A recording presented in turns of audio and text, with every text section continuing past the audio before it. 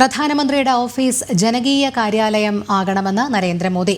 പ്രധാനമന്ത്രിയുടെ ഓഫീസിലെ ജീവനക്കാരെ അഭിസംബോധന ചെയ്യുകയായിരുന്നു അദ്ദേഹം. താൻ ഓരോ പൗരനിലും പരമാത്മാവിന്റെ അംശം കാണുന്നുവെന്നും പ്രധാനമന്ത്രി പറഞ്ഞു.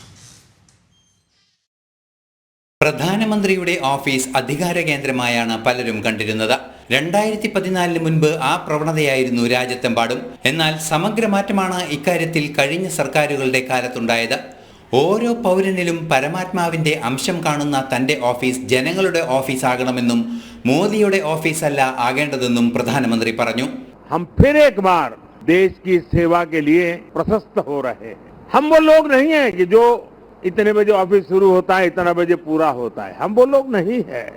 हमारे लिए समय के बंधन नहीं है. हमारे लिए सोचने की सीमाएं नहीं है.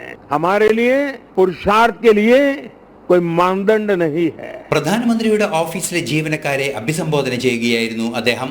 ഓരോ ഉദ്യോഗസ്ഥനിലും ഓരോ വിദ്യാർത്ഥി ഉണ്ടാകണമെന്നും ആ മനസ്സുള്ള ഉദ്യോഗസ്ഥൻ ഊർജം പ്രസരിപ്പിക്കുമെന്നും പ്രധാനമന്ത്രി പറഞ്ഞു. നാഷണൽ ഡെസ്ക്, ജനം.